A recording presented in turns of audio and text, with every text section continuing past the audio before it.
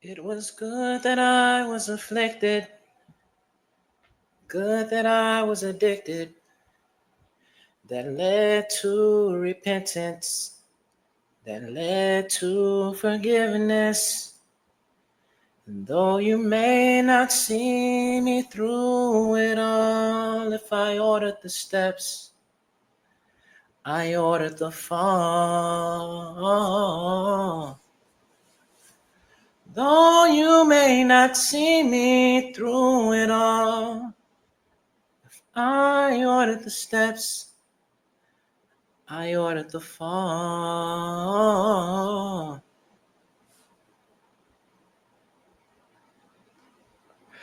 In the book of Matthew, chapter 22, verse 13, says that then the king said to the servants, bind him hand and foot and cast him out into the outer darkness.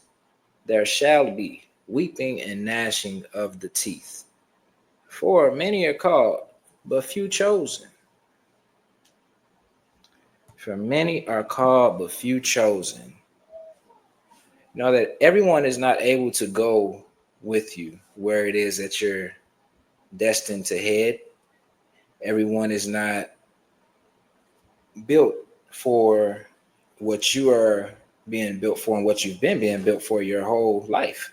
And some of these things don't start to make sense until we've become either adults or come into the knowledge of Christ or come into the knowledge of who we are.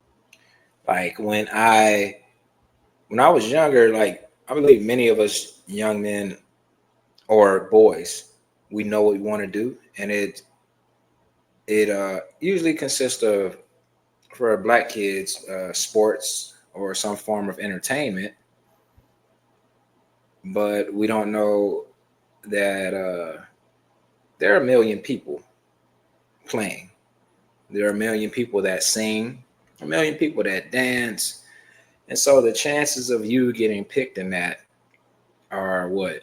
One in that million.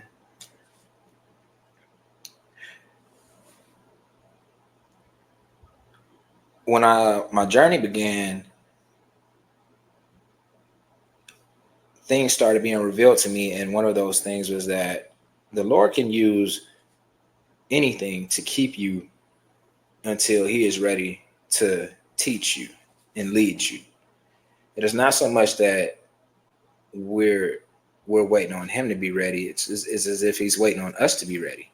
So that basketball was used as a tool to keep me out of trouble. I still got into a lot of trouble, but it wasn't as bad as it would have been if I didn't have something to keep me grounded, focused, and disciplined, to where I was thinking about, I don't want anything to get in the way of messing up. My mentors, my uncles around me, they would tell me, my bigger cousins, hey, before you jump out here into these streets, why don't you just give this basketball thing a chance? You're really good. You don't know what can happen. You just don't want to ruin your life before it even gets started. Now, that's me. And that's me having people that were in my corner, including the church family, including my mother and father. So when I do these, I try to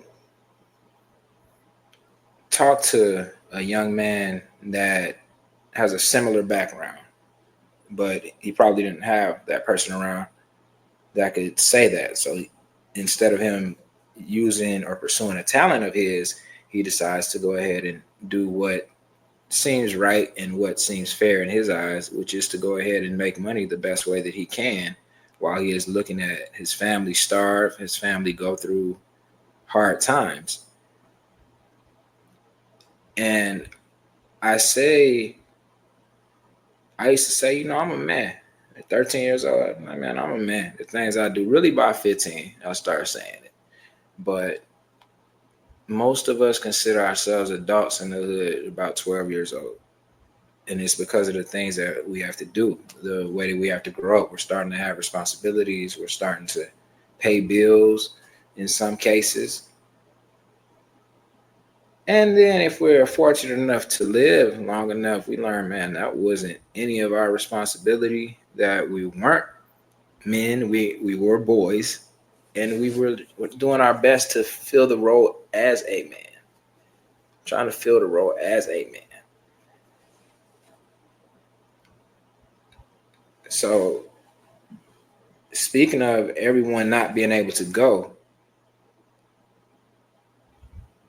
there was so much trauma, heartache, pain that transpired that I held on to a happy time as if it was, I didn't know when I would see it again. And it hurt tremendously when I had to stop playing basketball, or basically I thought it was taken from me, which it was, but I thought it was taken from me by man. So then I transitioned into the next best thing, rapping. And the plan was also to become a trafficker and use my chance to walk on at a team in college as a front while I made myself the next Diddy or Master P or Birdman. And that's a lot of our dream and goal, right?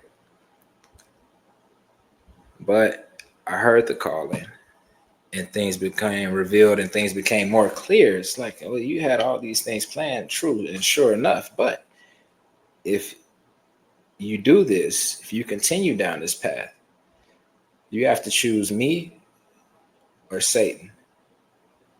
You cannot serve two masters. And that's how that occurred. And then also learning that man didn't take anything from me. It was a part of God's plan. So for that 16, 17-year-old that is looking at this, or that will look at this one day, I want you to know that that's not the end all to be all. I got into the military 10 years later, and how I wished I would have did it right out of high school, because this really changed my life a lot better than anything else ever did. All these silly jobs I had working under, and knowing that, and being, I'm from Phoenix, Arizona, which is a beautiful city. It's a great state in some instances, and I really do applaud it for the lot of the things we don't have to deal with as far as violence and as far as safety in the Black community. It's not a lot of Black people out here, so when you're getting into altercations and things, 9 times out of 10 is somebody that your family member knows, or it could be a distant family member of yours. So there weren't many options to do the entertainment thing unless you made a way yourself. I mean, how many people do you hear about coming out of Phoenix, Arizona, in sports or in music or even in acting, just any of the arts? This is not the state for that. This state is, hey, you show up, do customer service. Hey, you show up, be a bank teller. Hey, you show up, work at a grocery store. You do that 15, 20 years, get yourself a retirement. Hey, you did all right. Nothing wrong with that at all. But I had a very hard time with it because that's never been my style. If I wasn't going to play basketball or traffic or be a rapper or all of the above, then I knew I wanted to do something where I made large amounts of money and that I was using my brain. So when I had to sit back for 10 years and do customer service jobs that I could not stand, it really took a toll on me, to where after my best friend died, one of my best friends, one of my bros, the drinking was always underlined.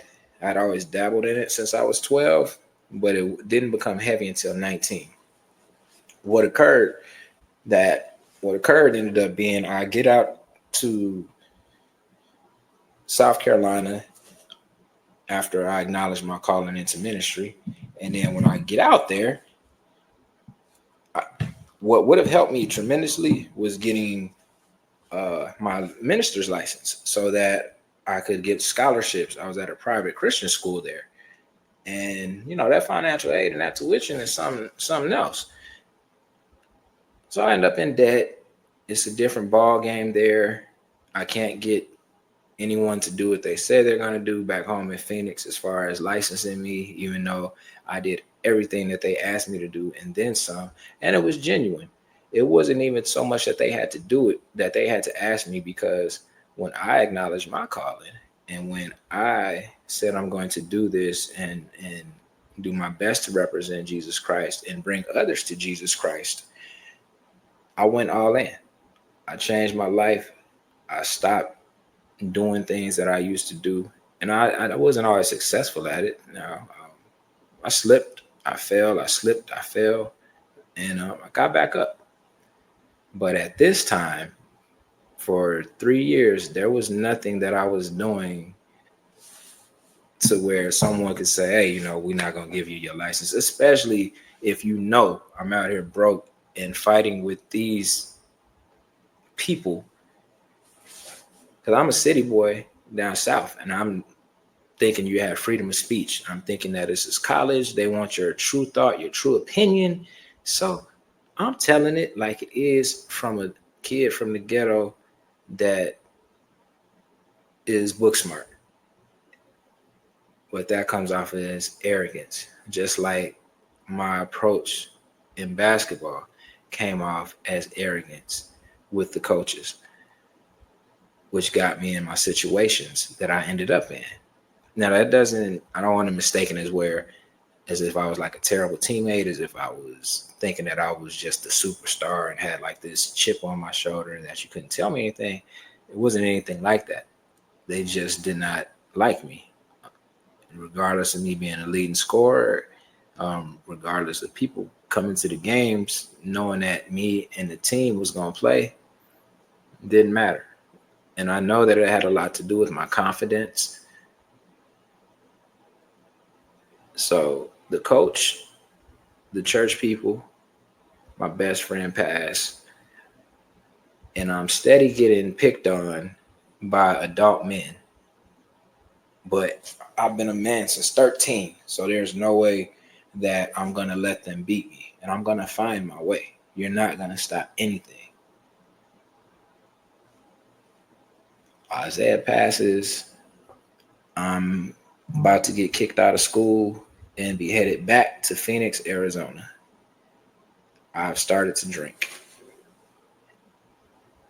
And it's no longer just when I've had a stressful day every once in a while. It is every day. Because now, what am I going to do?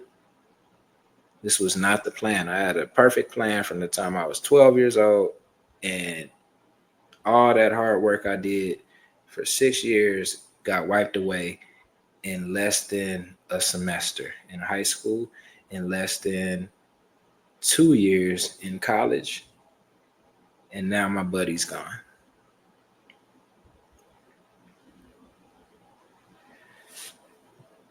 If you knew that it was going to hurt so much to be on the side of the Lord, many of us probably wouldn't do it. I think I watch it when people come to Christ and they accept him as their Lord and Savior.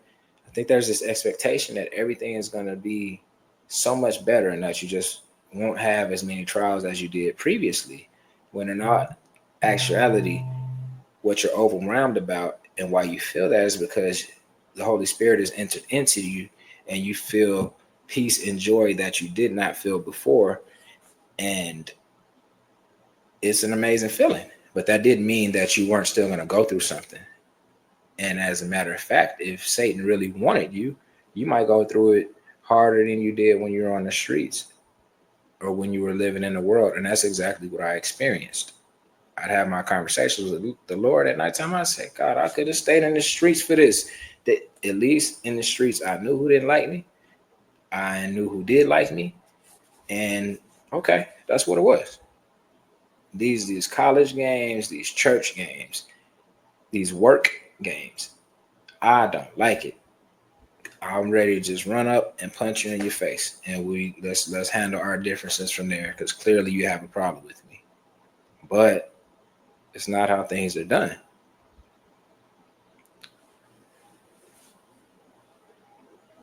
So if you know that it's gonna be that way, and if you know that you're gonna have a few years of pain, heartache, I wonder how many of us would still say, I want to serve Jesus, and that I am going to going to give up my worldly aspirations, my worldly dreams, just to do that.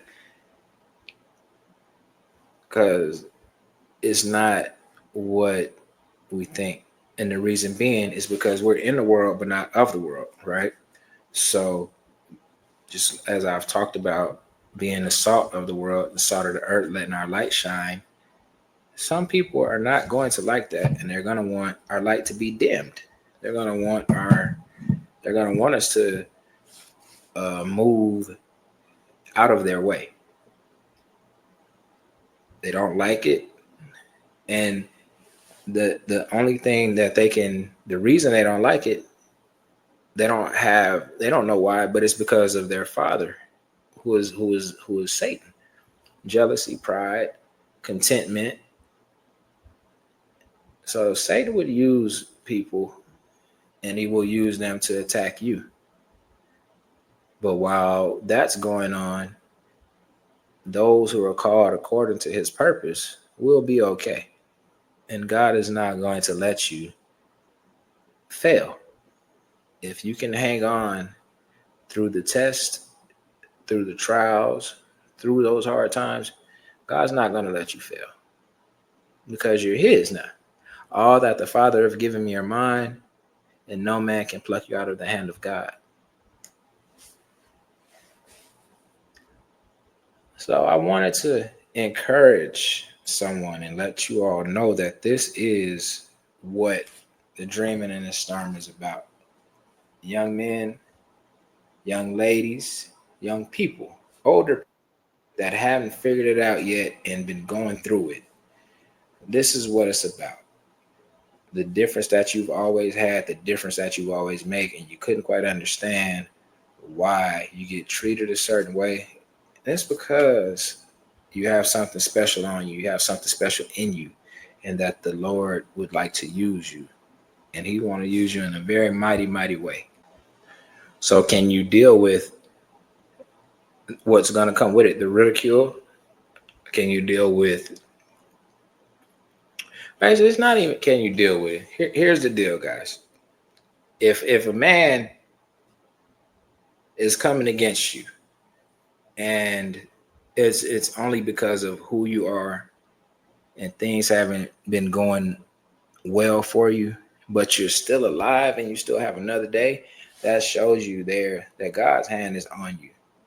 So us guys moving from the hood into the corporate world, into how things are done in this society that has been built up based upon the British establishment, that works very, very well for those that are wealthy and those that helped create it, because it's been passed down from generation to generation to generation on what it is that it takes to survive, to make money, stocks, bonds, business, leaving wills, those type of things that we don't learn about and we don't know about. Some of us begin to transition into those areas of life, but we don't know anything about it. So you young men that are trying to find yourself and thinking about doing something drastic, something not too bright, what I want to let you know is that you have to choose today who it is you want to be, what it is that you want to be known for, as far as, are you going to be known as a man of substance, as a man of value, as a man with integrity, or are you going to throw your life away and do exactly what they would like you to do in this system of theirs that has switched from being slavery on a plantation to slavery inside a penitentiary? Once we go in and get that number as a felon and no longer are known by our name, but a number besides our social security number, that makes those chances 5 times harder to get employment, get a car, get a house, but it's supposed to be rehabilitation. I don't understand why in the world on a job application you would have to put if you were a felon or not, if the goal was for me to be rehabilitated and come back out and be a productive member of society. Now we know that that is complete and utter bull. So this is what I'm saying to you all. We do have to figure out how to play this game the way that they have it structured. We don't have to take on their ways. We don't have to take on their morals, but we do need to educate ourselves on what it is to be a black man or ethnic man or a lower class man in America, and what it takes to get in those meetings. So I encourage you, please give yourself a chance at life first. Give yourself time to develop mentally. If you've already started smoking trees, if you've already started to drink, if you've already started taking other substances, if you've already started being intimate, all of these things are euphoric and they go into our pleasure senses. So with your small addiction that you have, that already slows down your development in the brain, right? So you think you know everything, but you're functioning at the age that you should be functioning at, 16, 17, 18, 19-year-old, 21-year-old. You're supposed to be functioning there, but you think that you know what it is when you have no idea just yet. But I would like for you to give yourself time to get around someone like myself, to get around a guy that you know. If it's your barber, you know, if it's a guy you know that works with the cable company, if it's a guy that you know that started a small solar panel company or business, talk to those type of people as opposed to us straight referring to the guys that are on the blocks. I don't know if people are still standing on the blocks, but I know that they still sell narcotics. All right. But I know that the game has changed a lot. Uh, but us going to jail has not changed a lot. Us going to prison has not changed a lot. So with the brain not being developed completely, make decisions as a 16, 17-year-old when your back is against the wall. You make decisions as a 19, 20-year-old when your back is against the wall. And the first reaction for us is probably to get them fisticuffs or get the tools out. And if you carrying a tool, you're not ready for it. I mean, look at all our brothers in Chicago. You know what? To be funny with you and be real, them demons in Chicago. I said, boy, these men, they own something else. But a lot of them start 12, 13, 14, 15. That's why they desensitized. That's why they're numb to it. And I really, really pray and hope that that spirit that is over their city can get lifted, and that the youth decide to do it together. But you know, it only takes one bad apple to spoil a bunch, to ruin the bunch. So you can have 50 from each side saying, yeah, we want peace, we want this to stop. But you got one or two from each side that like the chaos. And all it's going to take is for one of them to break the treaty, and then they back in action. And that's in any hood, that's in any place. So I'm just saying that as youngsters, we would react thinking that this was what made us a man, to throw our fist, and if need be, to get the tools out. And that's not what makes us a man. I'd said to myself, with the things we got into, if I do a deletion, I'm 16, I'll be out Unless they give me life, I'll be out in 20 years. I'll be 30, 36. That's still time for me to make a family. That's still time for me to go ahead and do what I need to do. Man, let somebody play with me if they want to and threaten my life. You think I won't? And now at 38 or 39, I'm like, excuse me, sir, I don't want no problem with you. Can you please keep walking? I'm sorry, I didn't mean to step on your shoe, brother. Is you okay? All right, let me wipe that off for you, man. All right. Yeah, right there, play. All right. Now you just, you BAN. You right about that, man. And you funny. You call me a BAN. You funny. And I get in the car and I'll be, I should have left this place. But I can't because I'm not trying to spend 2 days in that mug. What I look like now doing 20 years, I done got used to being out here and living and enjoying myself, you know. But we don't see it that way when we're young. Just like we think that we have a girlfriend that's going to last forever. We think we're going to always be in love when really it was just puppy love and our hormones are crazy and they were just a really good friend to us. Remove the intimacy from it and they're really just like a good friend that you get intimate with. So I will never tell you what to do, but I want to tell you how to do it and how to do it better. And I would tell you what I believe you should do. I do believe you should not spread yourself around to every young lady that allows you inside of her. I do believe that you should not drink or use narcotics when you are down, when you are lonely, when you are hurt, when you are sad, because then it becomes a habit of dependence as opposed to when we celebrate, you're using it for what it's intended for, which is a good time. You have your you have your whole future in front of you to learn these things, to be better than what they expect us to be better than what is even expected from us and in our neighborhoods, in our communities. Uh, we have the expectations in our communities. It's just we'd have to talk.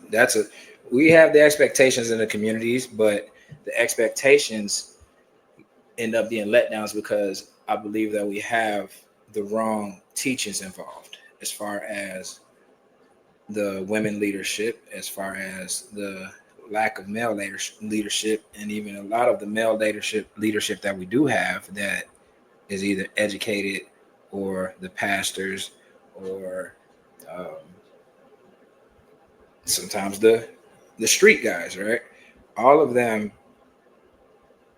have a philosophy that does not work for everyone, and especially the ones that have been educated and the pastors, they believe that they have a way of living that is what's best to please the other people, to please the white people, basically, to please the rich people. Because I'm gonna tell you, it's not really about black and white. It's really about rich, poor, and those in between.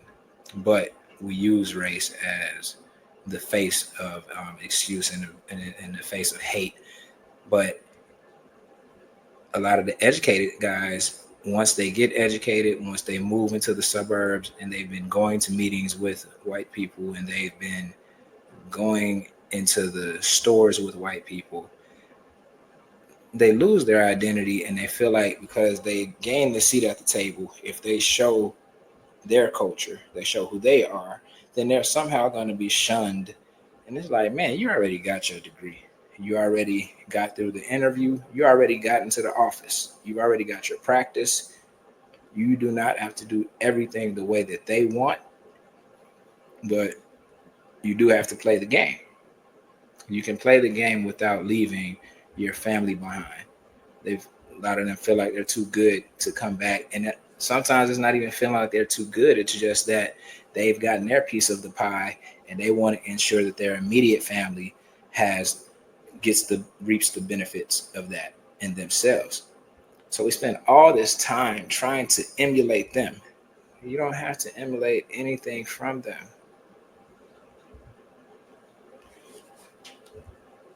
So when you decide to make that change, young man, and your friends haven't, your friends are still doing the narcotics, your friends are still procrastinating, and your friends are even talking about you deciding to cut your hair, deciding to get a suit and tie, deciding not to get tattoos on your neck and face. You're trying to be white? No, I'm not trying to be white, but I am trying to be less of a statistic and draw less attention to myself. And I'm also trying to at least get into the boardroom before I decide to, grow my hair out, get earrings. And people say those things don't matter anymore. I've been hearing that since I was uh, 19, 20 years old. But you know what? Before every job interview, I shaved my face completely. My girl hated it. She said, I can't stand when you do that. I said, well, I'm a black man in Phoenix, Arizona, not just America, in Phoenix, Arizona. So I believe I know a little bit more about this than you do. And I'd go get a haircut. After I was in there 2 or 3 months, I'm back to growing out my goatee, and I might even grow my afro out. It didn't. I wore an afro in the military within regulation. It was clean. I had somebody try to get on me. Those white higher ups. Not all of them, but it was a few of them that would try to get on me at one time in the elevator. It's command sergeant major or first sergeant, female at that. I'm on the elevator with her leaving the doctor, and I see her looking me up and down. The protocol is you have to say hi to them. So, hey, how you doing, First Sergeant? She didn't even want to say hi. She went, hi, specialist. So, okay, I push the button, whatever. You know the regulation for the hair? Yes, I do, First Sergeant. It has to be a neatly tapered appearance as long as it does not interfere with the cap. I go every other week to get my hair cut, and I'm actually scheduled for tomorrow. It's just, we just got off the holiday. Barbara wasn't in town, but mine is touched up every other week. Okay, let's getting a little close there. That's all she could say. That's all she. They always want to say something. My hair, and when it was cut properly, nobody ever said anything about it because it was tapered, a neat appearance, and did not interfere with the PC, the patrol cap. And that's what I mean. That's what I mean. Those type of small gems, as opposed to when she said, I already, man, dang, what's wrong with my hair? What, you don't like it because I'm black? I didn't have to do all that. Just know your stuff, know how to talk to them, and they'll be surprised. Intelligence, I've looked like this for a very long time with braids, t-shirts, and sometimes I have on dress shirts. And opening my mouth, they would even tell me, like, I didn't expect you to speak the way you speak. That's very interesting. It's very interesting, and I don't know what to tell you because that is just, to me, that's an ignorant statement. Flip side, for us, we don't always make it easier when we act a certain way in public. And I'm not talking about us being loud. I'm not talking about us expressing ourselves, joking and cracking, because that's how we are. They think we're being loud. They think we're being ghetto, and it's not. And think we're being violent or rowdy a lot of time. No, we're just having a good time. And then so that's why we have so many problems when we run into law enforcement, when we run into people in authority. If we have a question at customer service and we're getting irritated, I have watched a black mother get upset at customer service the same way a white mother gets upset at customer service. And you know what? Most of the time, security would get close or walk up when it was the black mother, but the white lady, they just, "Oh, okay, ma'am, the other one, you need to calm down when it's a black one. You're being loud. You're being, well, with the white lady going off, it's okay, ma'am, we're going to take care of it. You don't have to be upset, but I understand why you're upset." It's the intimidation. So yes, we do have to try harder. We do have to play the game a little bit harder. And as far as being called into a greater purpose, you will lose friends. You will lose companions, but you will also gain them because God is going to put you in the correct circles and the places that you need to be in order to be successful. You don't never have to turn your back on your people. You don't never have to turn your back on your friends. But if we outgrow them, And if they have not tried to elevate the way that you're trying to elevate, there's also nothing wrong with just talking to them on social media, talking to them from a distance. But you have to surround yourself with like-minded people that want to do something and that have their mind set up on the long-term goal and not the shortcuts. We focus on the shortcuts because we've always needed a right now solution. We've always needed the bills are due now. No checks coming in, no money coming in. We have to make a move. We have to make something happen. We don't have the luxury. We did not have the luxury of waiting. But at some point, you're supposed to transition from the game to where you're making an exit plan. People get in the game and say it's just so I can pay the bills, but then they end up being lifers. You want to perfectly be able to do it. If you were going to do that thing, you'd like to make your money, get established until you can get a job that actually pay a little something or until your bills are caught up. And then you transition yourself away from that before you end up getting a record. Because I'm going to tell you, they already know who doing what. A lot of times they let us sell so much and do so much so that they could build up a case and then bust us. So this is their game. Just like I tell y'all, this is Satan's world. This is the white people's game. So that's how that gets set. And if that's how that gets set, what is it that we can do to set up ourselves for future success for the next generations so that we learn the things about the stocks, the bonds, so that we learn the things about generational wealth, and so that we can be everything that it is that God called us to be, not who the streets expected us to be, not who our baby mom expect us to be, not who our gang expect us to be, who our hood expect us to be, but who is it that God has called you to be. And that's what I would like you all to start to consider while you still have time and while you are still free without a record. If you do have a record, you do have an uphill battle, but all things are possible. And you can still make that transition and you can still end up better off than when you first started, because the Lord will open so many different doors for you if you go into his will and let him use you. So many are called, the chosen are few, but I'll tell you, there's nothing like having the Spirit of God with you, and there's nothing like knowing that you have success in anything that you touch and anything that you do, even if there was a failure along the line. If you keep moving, there's no failure in God. It's just a pause in your story to get you on a different route, bringing you where you need to go. If we're making decisions based on what we wanted, sometimes God removes those things so that he gets us where he wants us. So in that, everyone can't go with you. And I hope that you gain something from this. I hope that you learn something from this. And I'll be getting back with you all. And I always appreciate you for checking in and being patient with me. I'm making a transition in the show. And this is what is feeling good. And this is what's feeling like can be a very good work. And that's what I'm hoping it is. That is something that's going to touch, change, motivate, and inspire someone that felt like giving up or feels like there's no point in anything that they are doing because it's been failing, or that they don't see a way out because the system being rigged, or just because of having a stroke of bad luck. Those of you that believe in God, if you call on him, let him open up the windows of heaven and pour out blessings to where there's not room enough to receive it. Keep your heads up. Stay focused. Stay positive. Smile when you feel like crying.